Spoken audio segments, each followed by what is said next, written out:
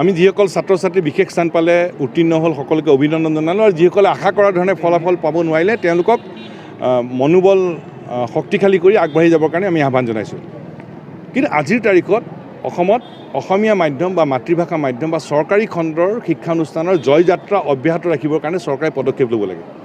মূল বিষয় সেইটো আৰু সেই বিষয়ত চৰকাৰে হাতে কামে ফলাফল দেখুৱাব লাগে। এতিয়া উপায় কি? উপায় আছে।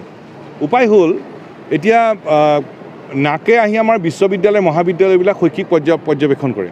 ফলত আমাৰ মহাবিদ্যালয় বিশ্ববিদ্যালয় উপকৃত হৈছে, আমাৰ শিক্ষক শিক্ষয়িত্ৰীসকল উপকৃত হৈছে আৰু আমাৰ ছাত্ৰ ছাত্ৰীসকল উপকৃত হৈছে। আমাৰ বিদ্যালয়সমূহৰ ক্ষেত্ৰত কি কৰিব পাৰি? আমি সদৌ অসম ছাত্ৰ সন্থাই চৰকাৰক আমি আহ্বান জনাই আছোঁ, আজি পুনৰ আহ্বান জনাব খুজিছোঁ। অসমৰ বিদ্যালয়সমূহৰ কাৰণে অসম চৰকাৰে অতি শীঘ্ৰে এখন বিদ্যালয় মূল্যাংকন আয়োগ স্কুল এছেছমেণ্ট কমিটি এখন গঠন কৰিব লাগে, কমিশ্যন এখন গঠন কৰিব লাগে। অসমৰ বিশিষ্ট শিক্ষাবিদক লৈ এই বিদ্যালয় মূল্যাংকন আয়োগ স্কুল এছেছমেণ্ট কমিশ্যন গঠন কৰক নাকৰ আৰ্হিত আৰু তেওঁলোকক স্বতন্ত্ৰভাৱে বিদ্যালয়সমূহক মূল্যাংকন কৰি পদক্ষেপ ল'বলৈ তেওঁলোকক ক্ষমতা দিয়া হওক।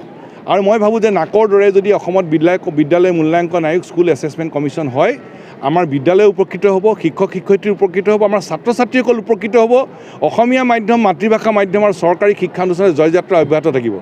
ছাত্ৰ সন্থাই কৈছোঁ কাৰণে চৰকাৰে সন্মানৰ বিষয় হিচাপে ল'ব নালাগে।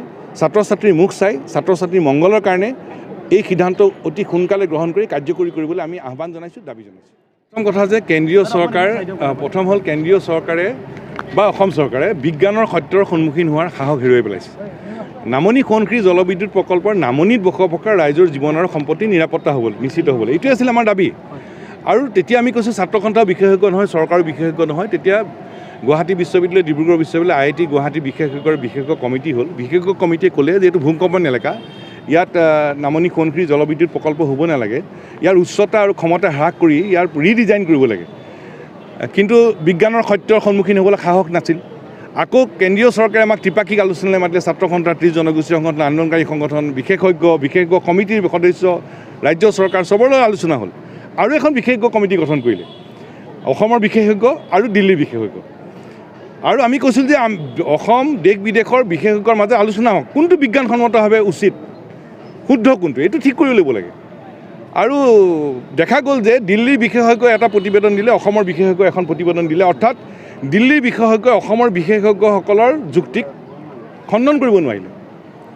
আৰু বিজ্ঞানৰ সত্য সকলোতে সত্য, বিজ্ঞানৰ সত্য, চিমেণ্ট চাপৰিটো সত্য, গেৰুকাম ঔষধটো সত্য, দিল্লীটো সত্য, পৃথিৱীৰ যিকোনো ঠাইত সত্য।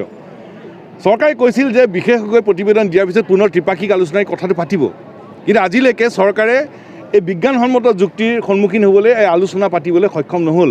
আমি আজি পুনৰ কৈছোঁ, চৰকাৰেও যদি বিজ্ঞানসন্মত যুক্তিৰ সন্মুখীন হোৱাৰ সাহস আছে, তেতিয়াহ'লে অতি শীঘ্ৰে ত্ৰিপাক্ষিক আলোচনা পাতিব লাগে আৰু আমাৰ বিশেষজ্ঞসকলে কোৱা যুক্তিবোৰ পুনৰ পৰ্যালোচনা কৰিব লাগে। আৰু আমি উন্নয়ন বিৰোধী নহয়, উন্নয়নৰ কাৰণে বিদ্যুৎ লাগে আমি জানো, কিন্তু বৃহৎ নদী বান্ধ আমি বিৰোধিতা কৰোঁ। আৰু এতিয়াতো আৰু বৃহৎ নদী বান্ধৰ কথা কৈছে, ইয়াততো কোনো বিজ্ঞানসন্মতভাৱে কোনো অধ্যয়ন হোৱা নাই। বিজ্ঞানসন্মত অধ্যয়ন নকৰাকৈ এইবোৰ বিষয় আগুৱাই নিবলৈ যোৱাৰ অৰ্থটো কি? আমি পুনৰ ক'ব খুজিছোঁ যে বিশেষজ্ঞসকলৰ বিজ্ঞানৰ যুক্তিৰ সন্মুখীন হওক, ত্ৰিপাক্ষিক আলোচনা পাতক, যুক্তিৰ যুদ্ধ চলক আৰু বিশেষজ্ঞসকলে যি বিজ্ঞানসন্মত যুক্তি দিয়ে সেই যুক্তিৰে চৰকাৰে আগুৱাই যাবলৈ সাহস গোটক। नोंथांमोनहा जेनेम एनएम नार्सिं फरायनो गोसो दं नामा? जुदि गोसो दंबोला थाबैनो क'क्राझार SAM कलेजाव मुं थिसनदो। बे फरायसालियाव 2निफ्राय 3 बोसोर नार्सिं फरायनायनि मोजां खाबु दं। जुदि गोसो दंब्ला थाबैनो 9854550697 एबा 9854300175 नाम्बाराव फोनांजाब खालामदो।